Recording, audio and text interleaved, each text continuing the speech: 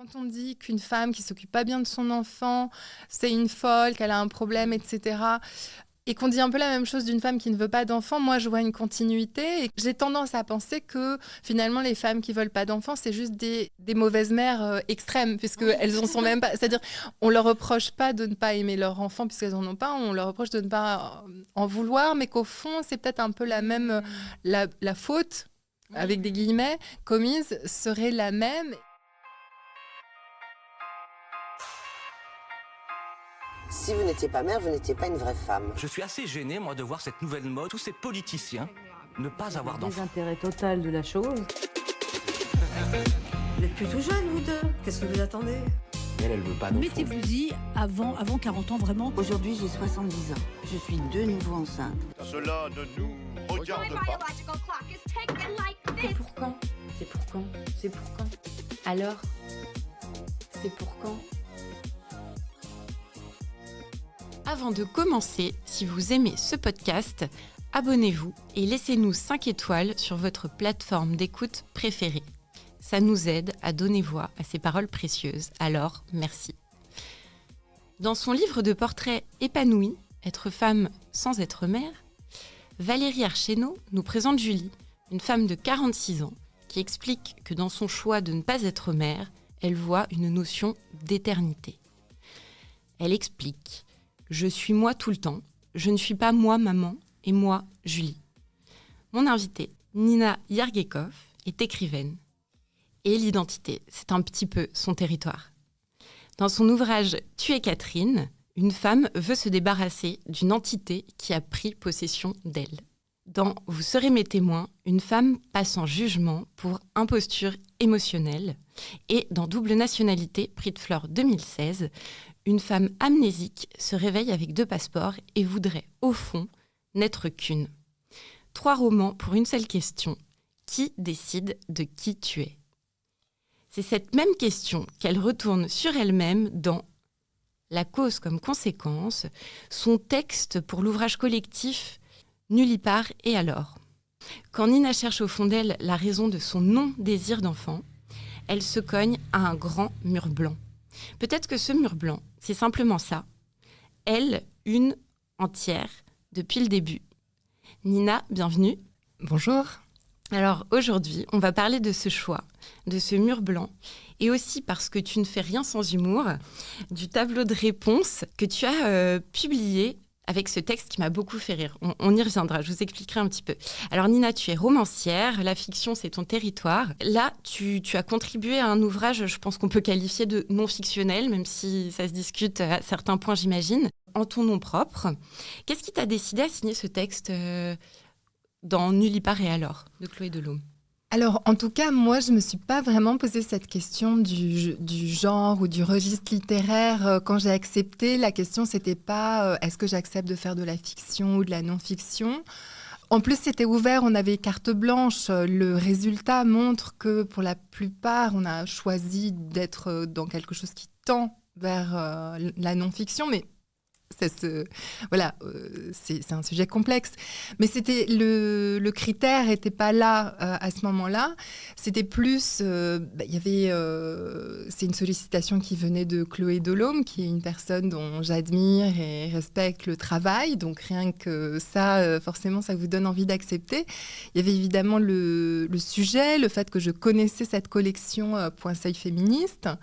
Et puis, je sais que j'ai été sollicitée précisément parce que j'avais pas d'enfant par choix, que cet ouvrage réunissait des personnes qui étaient dans cette situation et qu'il s'agissait d'essayer de construire ensemble un texte, qui pose peut-être les jalons d'une réflexion collective sur ce sujet. Et comme j'avais la sensation que ce serait un ouvrage chouette qui viendrait combler un vide ou une absence de réflexion là-dessus. Donc évidemment, moi j'étais très contente d'y participer. Et puis, quand vous acceptez une commande, eh bien, il y a toujours cette question de est-ce que les attentes, le cahier des charges viennent réveiller en moi des choses que j'ai besoin d'écrire, parce que si la réponse est non, c'est pas la peine d'accepter une commande, parce qu'on va se retrouver dans un truc complètement artificiel.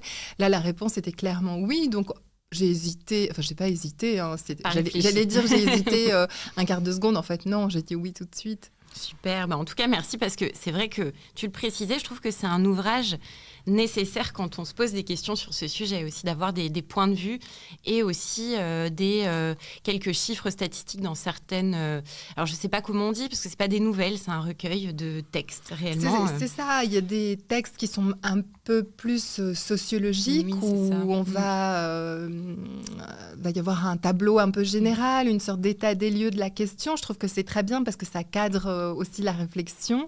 Après, il y a des textes personnels qui, pour certains, ressemblent à des nouvelles, d'autres qui sont des formes un peu plus expérimentales ou plus libres. Enfin, il y a un peu de la poésie aussi. Oui, il y a de la poésie, voilà. Donc, c'est quand même très divers en termes de forme. Hein. Exactement. Alors, tes 3 romans, justement, je le disais en introduction, parlent tous un peu d'identité. Alors, c'est sans doute pas le seul sujet, mais ça en fait partie. Donc, on a la notion d'amnésie pour double nationalité. On a la question de l'imposture dans Vous serez mes témoins ou de la possession, je le disais également dans Tu es Catherine.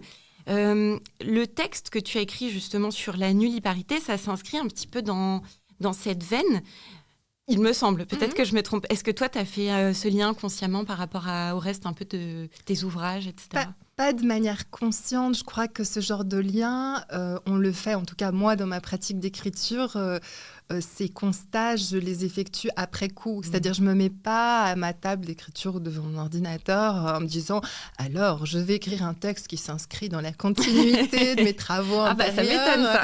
Voilà, non, il y a quand même quelque chose qui est de l'ordre... plus des émotions, de ce qu'on a vraiment envie de dire. Et c'est plus quand c'est fait, on se dit « Ah bah oui, comme d'habitude, j'ai écrit un truc sur la légitimité, sur l'identité. » Et on se dit « Bah oui, ça s'agrège. » Voilà, c'est plus après coup que ce constat s'est fait. Dans ce texte que je vous recommande vraiment de lire, d'ailleurs aussi peut-être avant d'écouter cet épisode ou même après, j'espère que ça vous donnera envie, tu écris à la 2e personne du singulier. Ce tu, c'est qui exactement ? C'est toi plus jeune ? C'est une lectrice, un personnage ? De qui s'agit-il ? Alors, dans mon esprit, mais bien sûr, aussi les lecteurs et lectrices sont libres de l'accueillir autrement. Donc, je peux parler uniquement de mes intentions d'autrice.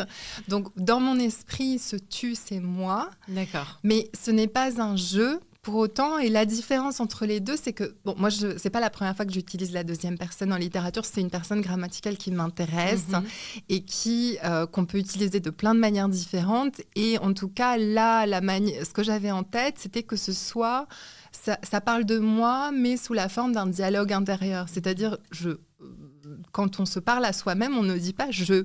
On dit « je » quand on parle de soi aux autres. Je crois. Hein. Et quand c'est vrai ça, j'y avais jamais pensé. Voilà, le tu, c'est ce qu'on utilise quand on se regarde dans un miroir et qu'on se... Quand on se parle à soi-même. Quand on se parle à soi-même le matin en disant, voilà, tu vas faire ci, ça. Tu as passé une super journée aujourd'hui. On s'encourage, enfin, tout ce qu'on peut imaginer. Donc, c'est la personne grammaticale du dialogue intérieur et de l'auto-examen. Donc, oui, ce tu, c'est moi, mais c'est moi avec une certaine distance, puisque c'est une sorte de retour sur le passé avec différentes étapes. Donc...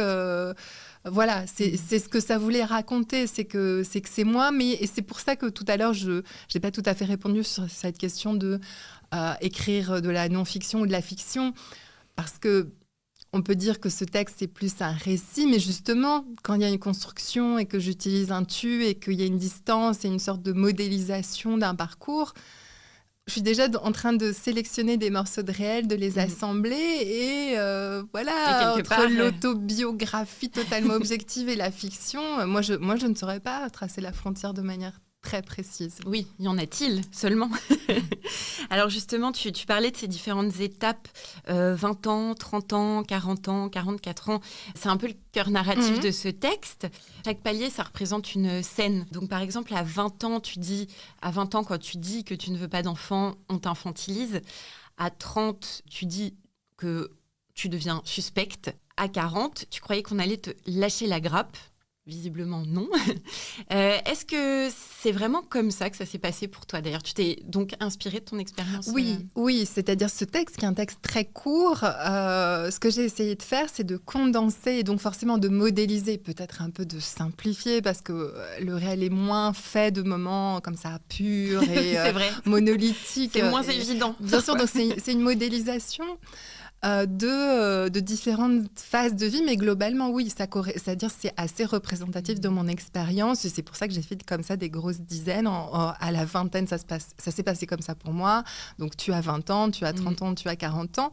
Parce que, oui, cette espèce de... ce dont on parle maintenant, mais aussi ce à quoi tu consacres ton podcast, cette réflexion sur les normes autour de la maternité, bien, elle change selon l'âge qu'on a. Oui. C'est-à-dire que à chaque fois c'est présent, mais on se heurte pas contre les mêmes murs où ils n'ont pas la même couleur. Enfin, il y a des changements. Effectivement, je pense que parmi nos auditrices notamment, mais peut-être aussi nos auditeurs, il y a beaucoup de gens qui peuvent témoigner que c'est quelque chose qui change avec le temps et que notamment après 30 ans, il y a une pression qui devient de plus en plus forte et l'aspect de suspicion que tu soulignes, je trouve, il est en tout cas pour mon vécu, il est assez véridique. Alors tu écris plutôt cette phrase que j'aime beaucoup avec beaucoup d'humour. Le temps que tu gagnes en n'ayant pas d'enfant, tu n'es pas loin de le passer à exposer tes raisons. C'est une fatigue aussi que tu as vraiment ressenti, ce truc de se justifier.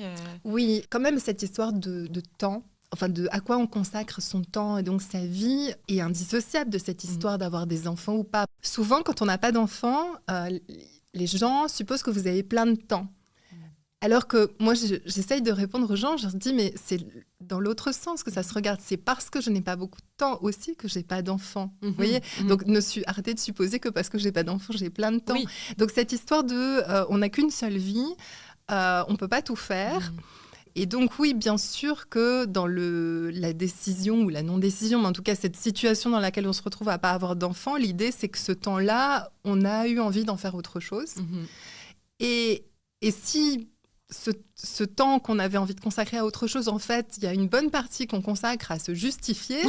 Ça valait pas le coup. C'est un petit peu agaçant. Et oui, ça correspond à mon expérience aussi bien sûr, mais je pense que ça, c'est pas propre à cette question de la nulliparité. C'est d'une manière très générale, dès que vous n'êtes pas totalement dans la norme, quelle que soit la manière dont vous écartez de la norme, on va toujours vous demander des comptes. Je crois d'expliquer pourquoi du comment. Donc, voilà, ça, il me semble que c'est vraiment pas spécifique et on l'aura tout. Dès que vous avez fait un choix atypique, ça y est, oui. Ouais, les gens ont aussi un peu de curiosité vis-à-vis de ça. Est-ce qu'il y a eu un moment précis dans ta vie où tu as décidé d'arrêter de te justifier justement à ce sujet ? Pas vraiment. Je crois que même aujourd'hui, si on me pose la question, je suis pas sûre d'être capable de dire c'est comme ça et j'ai pas à me justifier. Je pense que je vais... C'est pas simple non plus à faire. Non, voilà, j'ai cette tendance quand même à me...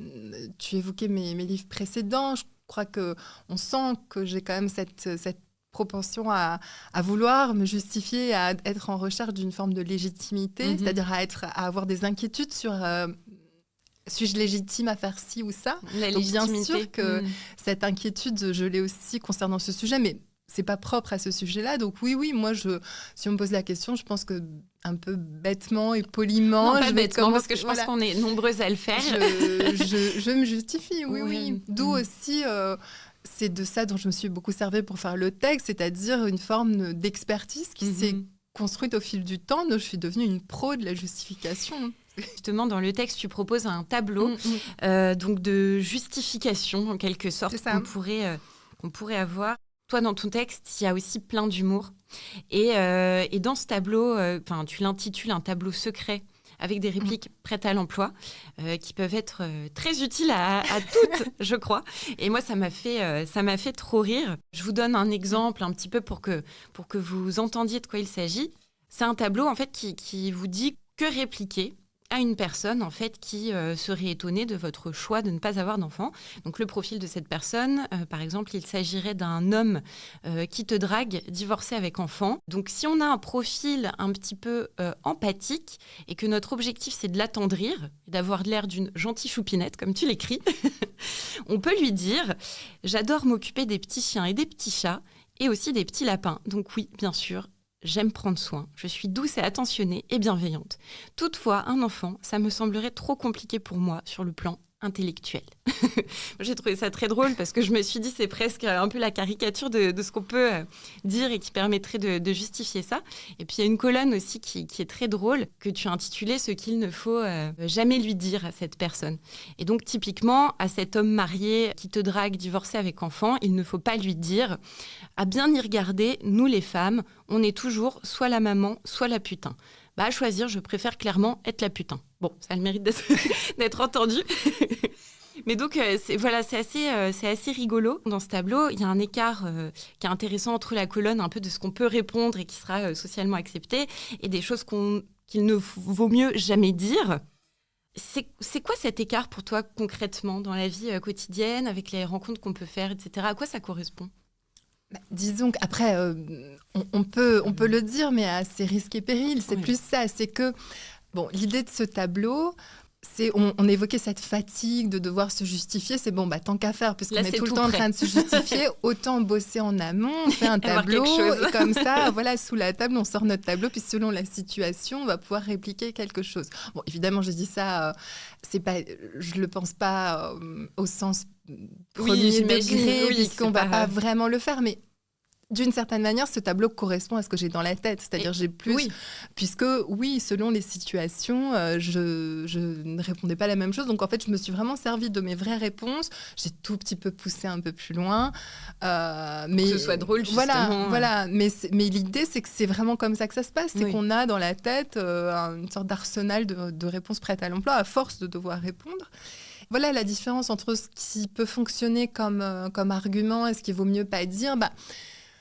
C'est vraiment cette différence entre ce qui va être un argument efficace et où ça va faire que normalement on va vous laisser tranquille, donc qui fonctionne. Voilà. Et puis entre ce que peut-être vous auriez envie de dire vraiment. Et ce qui est efficace et ce qui est sincère, c'est pas toujours la même chose. Donc... Déjà, tu nous le disais un petit peu, mais est-ce que tu l'as déjà testé en vrai, ce tableau ? Est-ce qu'il y a déjà des répliques que tu as sorties concrètement à quelqu'un Pas loin. Peut-être pas mot à mot, mais oui, c'est inspiré vraiment de faits réels. De répliques réelles, oui. En tout cas, ce que je décris dans le texte, c'est-à-dire cette manière de s'adapter à son interlocuteur, d'éventuellement repérer s'il a, je sais pas, des convictions écologistes. C'est pas très difficile de commencer à dire oui pour le bien de la planète. Au fond, ça a un peu joué en disant oui, ça a un peu joué dans ma décision, que pas forcément. Je dis pas que je passe mon temps à faire ça, mais oui, je crois que j'ai développé au fil du temps une forme d'aptitude à déceler ce qui va fonctionner. Le but étant ici, pardon de le dire aussi crûment, mais qu'on me laisse tranquille. C'est pas d'avoir un débat, parce que si je sens qu'on va pas avoir un échange constructif, c'est vraiment juste pour avoir la paix. Donc l'objectif, c'est l'efficacité. T'as raison. C'est le meilleur objectif à avoir. Non, mais c'est un peu cynique et pas très constructif. Je dis pas ça en étant extrêmement fière de moi, mais ça correspond à... Finalement, j'ai quand même cette sensation qu'on n'a pas trop le choix que de se retrouver à développer des compétences de ce type-là, si on veut se protéger un petit peu aussi. C'est ça, c'est une manière de se protéger. Sans être obligé sans arrêt, justement, de tout justifier, de tout expliquer. Et l'idée, de partager le tableau, c'était un peu de dire, regardez, moi, j'ai un peu fait le boulot, j'ai rassemblé ces arguments. Si des fois, ça sert à d'autres, au moins, ça les fait rire. Oui. Au moins, on est moins seul. Ouais, complètement. On se sent moins seul à la lecture de ton texte, d'ailleurs. Alors, justement, je te propose, si tu en es d'accord, de lire un extrait à voix haute. Alors, hop. Donc, c'était page 96. Donc, on est dans la section « Tu as 20 ans ». Donc, on parle d'une jeune femme de 20 ans. Pour te rassurer, tu cherches des modèles. Jeanne d'Arc, Virginia Woolf, Coco Chanel, Simone de Beauvoir. La liste n'est pas bien joufflue et chaque fois, le nom porte une grandiose auréole qui légitime ou compense ou justifie. Faut-il que tu trucides des Anglais à Orléans, lances un parfum mondialement connu ou deviennes une illustre figure du féminisme pour avoir le droit de ne pas procréer ? Lorsque tu croises la route d'une femme ordinaire, exerçant une profession ordinaire et que tu découvres qu'elle n'a pas d'enfant, tu as envie de lui faire des bisous. Merci d'exister, chère Madame Nullipare normale. Au bout d'un moment, tu ne dis plus rien. À quoi ça sert de crier dans le désert ? Le combat est perdu d'avance, seul le temps pourra les convaincre. Que ce n'est pas une lubie, que tu as mûrement réfléchi, que c'est une décision d'adulte. Plus tard, imagines-tu, on te demandera pardon de ne pas t'avoir cru. Spoiler, on ne te demandera pas pardon. Tout le monde aura oublié. Pire, le déni, les tentatives sournoises de te persuader que tu n'es juste pas au courant de tes propres désirs, mais heureusement, Madame Irma te dévoile ta future joie d'accoucher. Cela ne s'arrêtera jamais absolument. Il n'y a qu'en brandissant ton certificat officiel de ménopause que tu seras débarrassé. Et encore. Merci pour cette lecture. Moi, j'ai trouvé que c'était un passage qui me parlait énormément à titre personnel. Et puis aussi, tu listes justement quelques exemples de femmes qui n'ont pas eu d'enfants. Et donc, oui, c'est carrément Jeanne d'Arc ou Coco Chanel, quoi. Est-ce que tu as l'impression ou le sentiment qu'il y a un vide en matière de représentation pour les femmes nullipares ou child-free ou même childless ? Je vais faire une réponse très contradictoire et paradoxale. C'est-à-dire, oui, ça m'a manqué de ne pas avoir plus de figures comme ça, mais j'aurais pas aimé qu'il y ait des icônes nullipares, parce que le but, ce serait plus qu'il n'y ait rien à en dire, c'est-à-dire que ce soit normal, c'est-à-dire qu'il y ait des femmes chouettes ou des femmes ordinaires, toutes sortes de femmes qui n'ont pas d'enfants et où c'est un non-sujet. Oui. Alors que là, bon, si on pense à Jeanne d'Arc, c'est pas du tout un non-sujet. Enfin, on voit bien que la figure de Jeanne d'Arc, c'est pas du tout un non-sujet. Jeanne d'Arc, effectivement. Elle est vierge, elle n'a pas d'enfant. Enfin, c'est tout sauf neutre le fait qu'elle n'a pas d'enfant. Elle a bouté les Anglais hors de France. Et voilà. Donc en fait, très souvent, ça fait partie. Le fait qu'elle n'ait pas d'enfant fait partie d'une singularité. Et l'idée, ce serait qu'il y ait un côté circulé, il n'y a rien à voir. Il y en a certaines ont des enfants, d'autres non. Mais que ce soit pas une ligne de démarcation comme ça nette entre les différentes femmes. L'idéal, ce serait ça, mais en attendant d'atteindre cet idéal, oui, j'aurais aimé un peu plus de femmes sans enfants, parce que ça rejoint ce qu'on disait tout à l'heure, parce que cette fatigue, c'est des moments de solitude aussi, où on se retrouve vraiment à porter la charge comme ça de la démonstration de la normalité ou du côté de devoir expliquer pourquoi, alors que juste on voudrait vivre sa vie normalement. Voilà. C'est une vie tout à fait normale. Mais effectivement, c'est un phénomène que je vois aussi pas mal sur les réseaux sociaux, où en fait, il y a beaucoup cette représentation des femmes child-free, donc volontairement sans enfants, mais sous un angle, on va dire, un peu capitaliste, au sens où il y a aussi certaines femmes qui revendiquent le fait de ne pas avoir des enfants sous un angle d'argent, de carrière, de voyages incroyables et de choses comme ça. Et c'est OK, c'est très bien, en fait, s'il y a des gens qui sont heureux comme ça. Mais en fait, l'enjeu, c'est aussi de dire on peut avoir une vie à peu près normale, avec un boulot normal, et aussi décider de ne pas avoir d'enfant, en fait, qu'il n'y a pas de corrélation forcément carrière ou comme tu disais, icône incroyable, comme... je pense à Jennifer Aniston, je pense aussi à Oprah Winfrey, qui sont des femmes qui n'ont pas d'enfants, mais qui sont quand même des femmes avec des carrières incroyables. Donc, on ne s'identifie pas forcément. Pour continuer, je voudrais te montrer un petit extrait de Lina. Encore qui reste tabou, ce sont les femmes qui ont fait le choix de ne pas avoir d'enfants. 2 d'entre elles ont accepté courageusement, il faut bien le dire, de dire à Emmanuel Franck les raisons. Attention, petite tête blonde, il est prudent de s'attendrir. Longtemps, les femmes ont dû jurer leur amour des enfants et leur désir exacerbé d'être mères. Certaines osent maintenant mettre leur instinct maternel au placard. C'est le cas d'Anne et de Geneviève. Qu'est-ce que c'est, Jérôme? Papa. Un petit pimpin. Papa. Je préfère faire d'autres choses, me consacrer à la création, de préférence, éventuellement l'écriture, si je peux continuer de persévérer dans cette voie. Je n'ai pas un refus d'enfant, j'ai un refus d'enfant que je procrée moi. Donc un jour, si j'ai envie d'un enfant, j'en adopterai pas. J'en adopterai un. C'est un lapsus intéressant. Oui, et le caméraman d'ailleurs de l'équipe lors du tournage a été tellement choqué par ces propos qu'il a agressé verbalement donc l'une de nos témoins. Intéressant, hein. C'est intéressant et un peu glaçant à la fois, quand même. Oui, c'est assez glaçant. Mais... C'est dans cet extrait que, plus que les témoignages, là, c'est un peu le traitement journalistique du sujet. Je trouve qu'il pose question. Donc, il y a la journaliste en fait qui parle de femmes qui ont courageusement accepté de témoigner. celles qui ont mis leur instinct maternel au placard. À la fin, Catherine Sellac, donc, qui est la journaliste qui présente, évoque aussi une altercation entre un de leurs caméramans et une des femmes qui était interviewée sur son nom, Désir d'enfant. Toi, dans ton texte, justement, tu parles, alors un peu sous le coup de l'humour, mais à voir justement ensemble, tu parles d'un diagnostic de trouble antisocial de toi, enfin de ton personnage narrateur.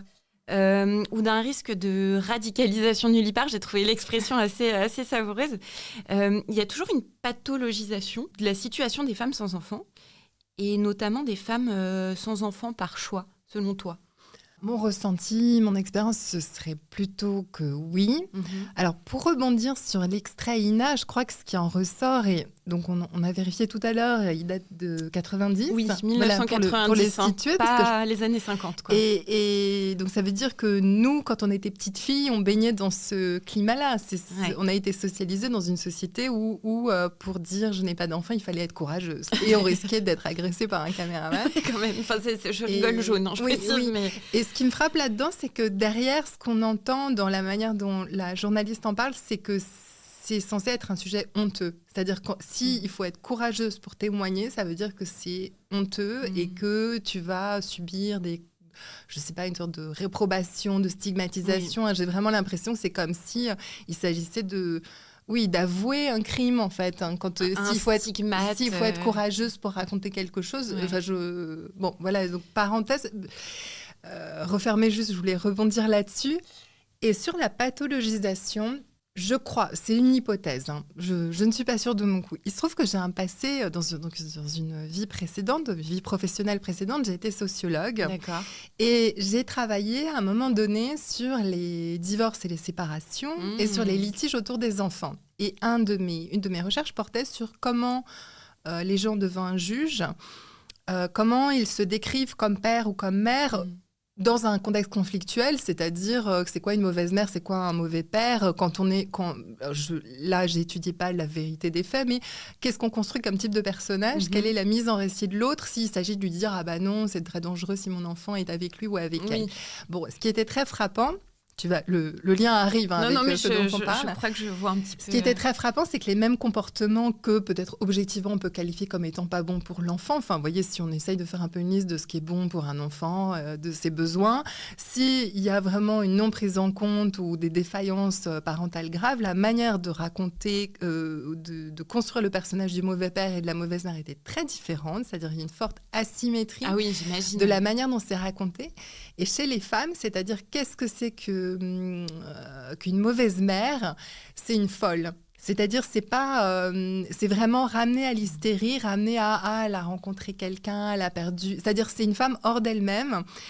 Et je parle de ça parce que je crois, même si là, je me suis peut-être un peu trop éloignée, mais ce que je voulais dire avec ça, effectivement, sur la pathologisation, c'est que ma conviction, mais c'est vraiment une hypothèse, c'est que la manière dont les femmes qui n'ont pas d'enfants et celles qui en ont, c'est-à-dire il y a quelque chose de très commun, c'est-à-dire qu'on aurait tout intérêt à pas, nous, accepter cette division en deux catégories, même si c'est important d'avoir une réflexion sur celles qui n'ont pas d'enfants. Enfin, oui, actuellement, mais parce que la manière dont c'est traité, c'est-à-dire quand on dit qu'une femme qui ne s'occupe pas bien de son enfant, c'est une folle, qu'elle a un problème, etc., et qu'on dit un peu la même chose d'une femme qui ne veut pas d'enfants, moi je vois une continuité et j'ai tendance à penser que finalement les femmes qui veulent pas d'enfants c'est juste des mauvaises mères extrêmes puisqu'elles en sont même pas, c'est-à-dire on leur reproche pas de ne pas aimer leur enfant puisqu'elles en ont pas, on leur reproche de ne pas en vouloir, mais qu'au fond c'est peut-être un peu la même la faute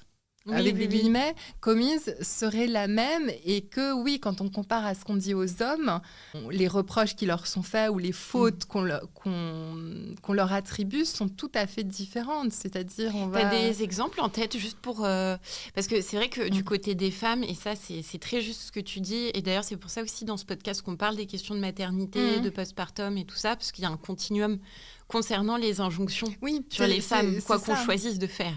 Effectivement. C'est ça, et je crois que c'est vraiment la même chose, c'est-à-dire ce dont peuvent être victimes les injonctions, les pressions, les femmes qui ont des enfants. Quand on n'en a pas, on a les mêmes dans un contexte différent, mais je crois qu'on a tout intérêt à réfléchir ensemble. Complètement. Et quand tu disais un exemple sur... par exemple, parce que tu parlais pour les femmes, en fait, les critiques qui peuvent être faites, c'est dans le fait d'être mauvaise mère, c'est la folie. Oui. Et du côté des hommes, c'est quoi ? Enfin, là, c'est plus par curiosité. C'est l'incompétence un peu par défaut. Bon, il y a ce truc très classique, on le sait très bien, c'est que un homme va recevoir des compliments et tout le monde va être ébahi s'il fait ce qui, quand c'est une femme qui le fait, c'est normal et le strict minimum. Donc évidemment, comme la barre de la normalité et des attentes n'est pas au même endroit, un homme qui n'est pas trop à la hauteur, c'est bon, il fait ce qu'il peut. Et puis une femme, c'est qu'elle est sortie d'elle-même. C'est la pire. C'est qu'elle est plus là. C'est pas qu'il y a vraiment quelque chose qui est de l'ordre de la normalité. L''. Voilà, donc on est le seuil de tolérance n'est pas au même endroit. Et oui, il va y avoir très vite vraiment un recours. Quand j'avais travaillé sur ces sujets, un recours au champ lexical de l'hystérie. Vraiment de dire c'est plus on n'est plus dans la normalité, donc voilà, à cet égard c'est très différent. Non, mais c'est passionnant en tout cas. Et pour en revenir un peu au mot de la journaliste et au contexte de 1990, est-ce que tu as l'impression quand même que concernant ce sujet-là, donc des femmes child-free, nullipare, est-ce que les mots ont changé depuis, ou tu as l'impression que pas forcément, que c'est un peu un vernis de surface ? À ton avis? Ça, alors, l'ancienne sociologue aurait envie de répondre, là, il faudrait faire une étude. C'est-à-dire, ce serait super intéressant de prendre, je ne sais pas, des magazines ou faire une sélection et vraiment quantifier les champs sémantiques. Exactement, c'est-à-dire voir les substantifs, les adjectifs utilisés. Est-ce qu'il y a un changement? Est-ce que c'est les mêmes? Parce que, oui, on peut... Je crois que ce côté honteux, mon ressenti, ce serait qu'on l'a peut-être moins. C'est-à-dire, je ne sais pas si aujourd'hui, on dirait, elle a accepté courageusement de témoigner. Oui, c'est ça. Ça paraît un peu daté. J'ai l'impression que c'est peut-être pas la honte et que ces critiques ou ce problème que posent à la société les femmes qui n'ont pas d'enfants, parce que c'est ça en fait, si on vient vous embêter, qu'il faut tout le temps se justifier, etc., c'est bien qu'on fait un choix qui vient taper sur quelque chose qui provoque un malaise. Alors c'est que sûr, oui, c'est pas du tout l'objectif. Non, vraiment pas. C'est aussi ce qui est un peu énoncé dans le texte, c'est que moi, dans mon choix, il n'y avait aucune volonté de subversion. C'est-à-dire on se retrouve à être dans une position un peu... punk, quasiment. Alors qu'en fait, pas du tout. Moi, je bois des tisanes à 20h en pyjama. Non, mais c'est ça. C'est plus... Donc, il n'y a aucun rapport dans la démarche. Et malgré tout, comme ça vient déranger quelque chose, on se retrouve dans une situation, où on dérange quelque chose. Voilà, donc j'ai l'impression que ça reste, mais que c'est moins sur... Donc peut-être qu'on a franchi un stade, c'est-à-dire que c'est plus... On est moins dans la honte et plus dans... Venez nous expliquer, parce que là, ça gratte. On ne comprend pas, mais déjà, on veut bien écouter quelqu'un. Voilà. Oui. Après, effectivement, quand on lit un peu les commentaires, quand il y a des témoignages, etc., et qu'on va sur YouTube et qu'on lit les commentaires sous les vidéos, souvent, c'est quand même... on se dit... Bon, après, je sais que les commentaires de YouTube ne représentent pas la société dans l'absolu, et heureusement. Mais c'est vrai que il y a un niveau de commentaires, des fois, qui semble... où on se dit, il y a encore aussi du travail et des échanges à avoir sur ces sujets-là, vraiment. Oui, certainement. Et après, je crois que comme n'importe quel sujet, il y a peut-être une forme d'émergence, peut-être ce livre, quand même, un ouvrage collectif sur le sujet, c'est une pierre à cet édifice. Et peut-être que en tout cas... Ce dont je suis assez sûre, c'est que plus il y a de femmes qui vont un peu sereinement, tranquillement parler, et plus on pourra se détendre. Et l'idéal étant d'arriver à un moment où c'est plus un sujet. C'est ça. C'est vrai, c'est un peu l'idéal que ça ne soit plus un sujet. Dans le texte, quand tu fais d'expliquer concrètement ce choix, tu évoques en ce qui te concerne un aveu de néant. Pas d'explication profonde, justement, l'expression que tu utilises, c'est un grand mur blanc. Tu termines en disant que tu creuses vraiment et que tu te cognes au néant. Est-ce que c'est difficile de dire ça à ce sujet, dans une culture où, tu le disais tout à l'heure, on doit un peu tout narrer, tout expliquer? Déjà, c'est très difficile à énoncer. Parce que c'est difficile de raconter quelque chose qui n'est pas du tout de l'ordre du choix positif. C'est pas que, je sais pas, si on imagine pour se représenter les choses de manière très concrète, imaginons qu'il y ait des boîtes, je sais pas, une boîte bleue, une boîte rouge, une boîte jaune, et qu'on dise, voilà, selon comment tu veux faire ta vie, tu vas choisir telle boîte ou telle boîte. Voilà, moi, à aucun moment, j'ai pris la boîte où il y avait marqué « Je veux être nullipare ». Oui. J'ai juste pris des boîtes avec des projets et j'ai pas pris la boîte enfant. Enfin, donc c'est plus je sais pas si c'est parlant comme ça. Et donc... Non, mais si c'est plus, en fait, c'est presque plutôt un non-choix. Exactement. C'est le choix, enfin, c'est le ne pas faire le choix d'en avoir. Exactement. Voilà, c'est ce que j'ai essayé de dire dans le texte. Et on le sent bien que même là, on peine un petit peu à construire nos phrases. Tellement il n'y a pas de mots, en fait. Parce que c'est super dur d'énoncer quelque chose. Parce qu'on se retrouve à justifier un truc qui, en fait, n'a pas été une démarche active et volontaire. C'est plus que... c'est comme si je venais, je disais, mais pourquoi tu ne fais pas de parapente ? Explique-moi. Pourquoi tu as fait ce choix ? Alors qu'en vrai, probablement, à aucun moment tu t'es dit, je refuse le parapente. Juste dans ta vie, tu n'as jamais choisi ça le ne s'est pas présenté. Voilà, et c'est exactement ça pour moi. Donc c'est difficile à énoncer, pas pour des raisons morales ou de malaise, mais c'est que c'est compliqué à expliquer dans un contexte où je sais très bien que le présupposé, c'est qu'il y aurait eu par défaut enfant et que si je m'en écarte, c'est que j'ai choisi de m'en écarter. Mais moi, dans ma tête, c'était pas comme ça du tout. Non, c'est ça. En fait, tu as suivi ton chemin à toi sans te dire je ferme cette case ou je prends cette boîte, comme tu disais. Mais d'ailleurs, à ce sujet-là, j'avais reçu l'historienne Muriel Sall dans le podcast qui expliquait quand même que même les nouvelles générations, on va dire les Gen Z qui revendiquent le fait de ne pas vouloir d'enfants, utilisent souvent... Enfin, attention, je ne vais pas dire prétexte parce que je pense qu'en fait, il ne s'agit pas d'un prétexte. Il s'agit aussi de réfléchir au monde global.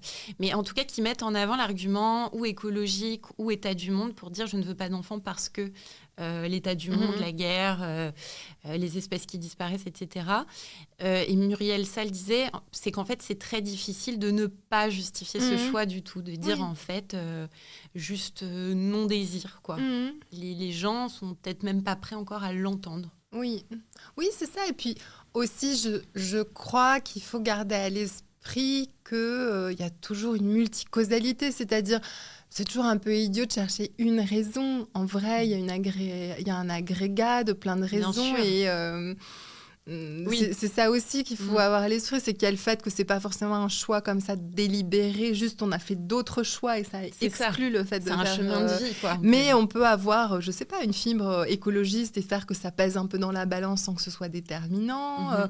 Ça peut être des raisons pratiques, financières, de plein de choses comme ça. Donc c'est ça aussi, c'est qu'on a des vécus quand même un petit peu complexes. Et il y a toujours cette attente quand même de donner une réponse très monolithique. Donc, un peu concrète, un peu facile, qui va parler à tout le monde.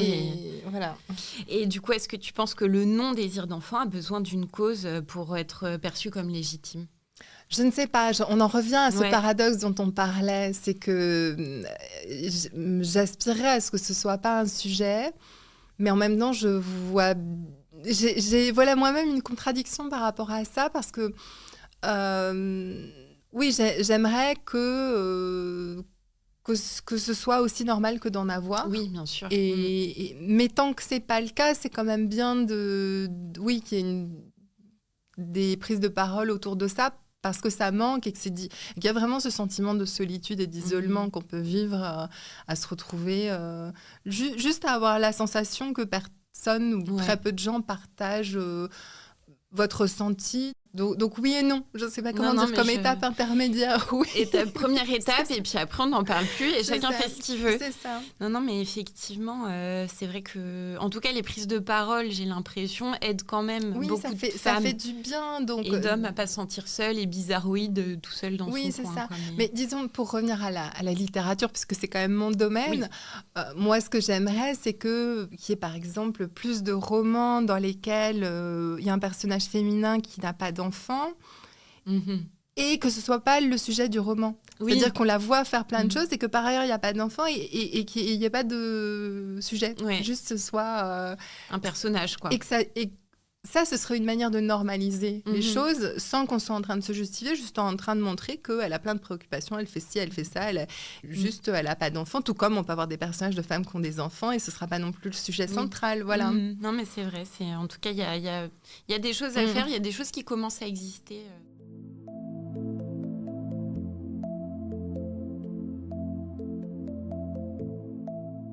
Tu écris que tu aurais cru que la conséquence principale de ne pas vouloir d'enfant, ça serait de ne pas en avoir. Eh bien, erreur. Puisqu'en réalité, la conséquence principale, ça a été de devoir en parler sans cesse, comme dans ce podcast d'ailleurs. Et oui, donc, merci d'alourdir ce bilan. Et donc, ça continue encore, finalement. Oui, c'est ça.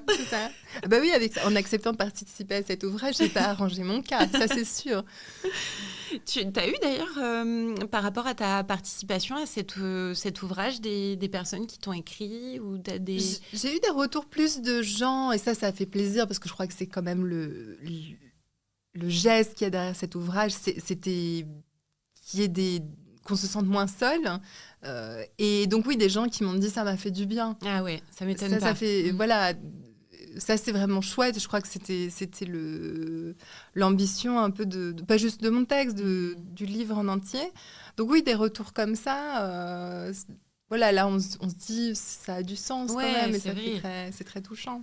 Ça prouve qu'en tout cas, il y a encore une nécessité de proposer des livres et des podcasts et des choses autour de ces sujets-là. Tu termines ton texte sur ce regret, justement.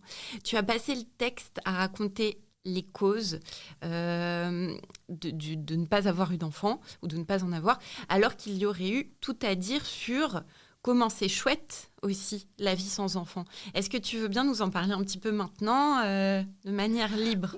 Oui, alors le texte se termine par là, puisqu'il y a tout ce déroulé de cette vie passée à se justifier, où finalement le constat, c'est que même quand j'écris sur la nulliparité, je suis encore en train de montrer ces justifications, et c'est aussi une manière de mettre en abîme le texte. Donc il y a quand même une sorte de constat de dire on n'en sort jamais, et ça aurait été bien d'en sortir. Mais qu'est-ce que ça aurait été dans le cadre de ce recueil, un texte qui parle de la vie sans enfant, sans se justifier? Ça aurait été un texte qui aborde pas le sujet, ça aurait été un texte qui raconte le quotidien. Ce que j'avais en tête, c'est ce que je te disais tout à l'heure sur par exemple dans un roman, un personnage qui n'a pas d'enfant, qui fait sa vie. Donc, ça aurait pu parler de n'importe quoi, sauf du fait de ne pas avoir d'enfant, paradoxalement. Alors, je me doutais bien que ça irait pas dans le recueil, parce qu'on en est... On comprendrait pas, oui, nous, on les comprendrait lecteurs. pas. C'est ça, c'est-à-dire si je fais un texte sur, je sais pas, ma passion pour... je sais pas, la poterie, enfin, je dis vraiment n'importe quoi, et que je décris ça en détail, et que, effectivement, en lisant le texte, on se rend compte que probablement je n'ai pas d'enfant, parce que par rapport à comment c'est raconté... ça paraît logique. On est quand même trop loin. Après, c'est vrai qu'effectivement, on se serait dit une femme qui est heureuse, qui expérimente ses passions, qui apprend. Mais c'est à ça que je pensais. C'est-à-dire, je pensais... Parce que je trouve que si on est dans...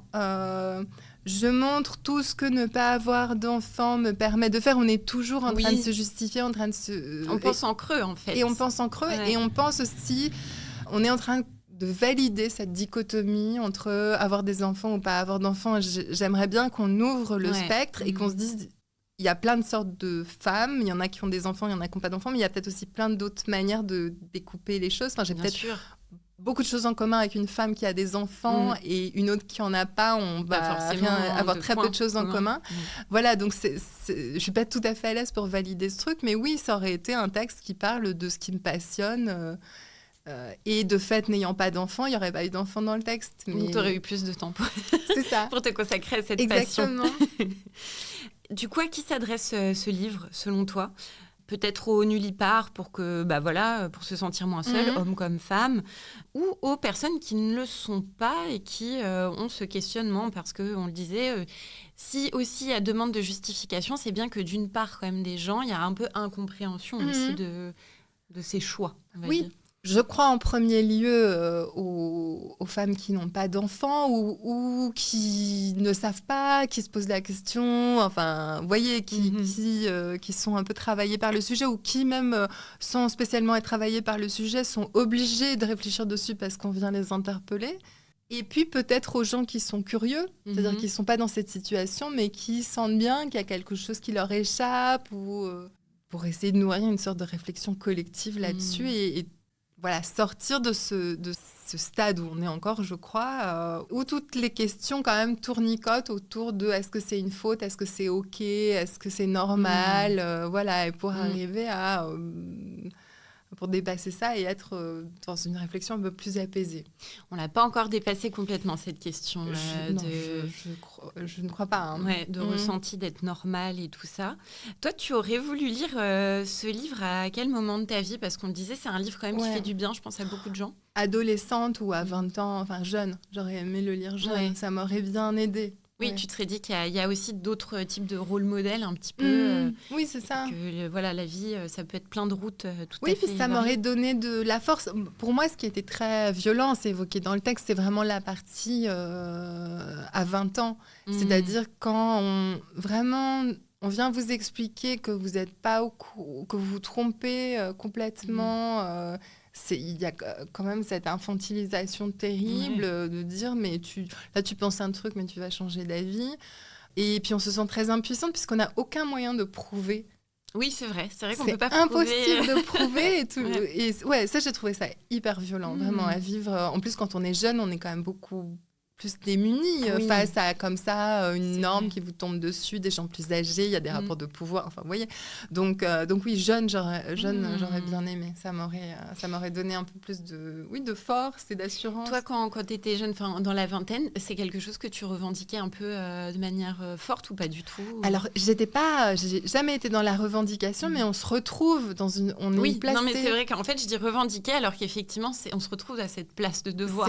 C'est parce que simplement même avec je sais pas, c'est une conversation entre jeunes femmes de 20 ans et que certaines disent moi quand j'aurai 2 enfants et toi Nina, et que toi tu dis en fait moi je pense que j'en aurai pas, et vous vous retrouvez à être l'ambassadrice de la nulliparité alors que vous avez c'était pas forcément le projet.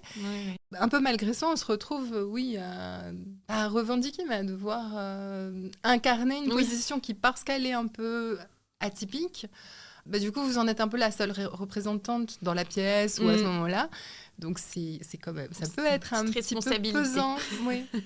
Donc un livre comme celui-là je pense peut aider, et puis ça peut aussi être une manière, ça peut aussi aider en disant ça me fatigue, lis ce livre.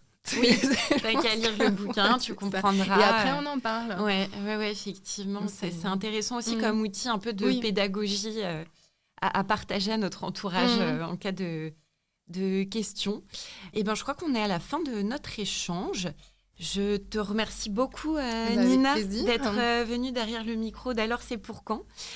Pour celles et ceux qui nous écoutent et qui se sont reconnus dans cet échange ou qui ont simplement envie d'aller plus loin, donc le texte de Nina fait partie de l'ouvrage collectif Nullipare et alors. Je mettrai le lien dans la description. Et si vous voulez retrouver Nina, son dernier livre Budapest, que j'ai commencé à lire hier, qui est super, c'est un guide en fait qui se dévore comme un roman, un guide de Budapest dont nous sommes le héros. Ou l'héroïne. Ou l'héroïne, oui. Donc il vient de paraître dans toutes les bonnes librairies. Et si cet épisode vous a parlé, partagez-le à une ou un ami, à une sœur, à un ou une collègue qui a déjà eu, par exemple, à se justifier une fois de trop sur ces sujets-là. C'est aussi comme ça que le podcast grandit. Je vous remercie et à très bientôt. Le sujet vous intéresse ? Vous avez des questions, des suggestions concernant le podcast ? Ça se passe sur Instagram, sur le compte Alors, c'est la lettre C, pour quand, tout attaché. Alors, c'est pour quand, tout attaché. Je vous mets le lien dans le descriptif de l'épisode. À bientôt!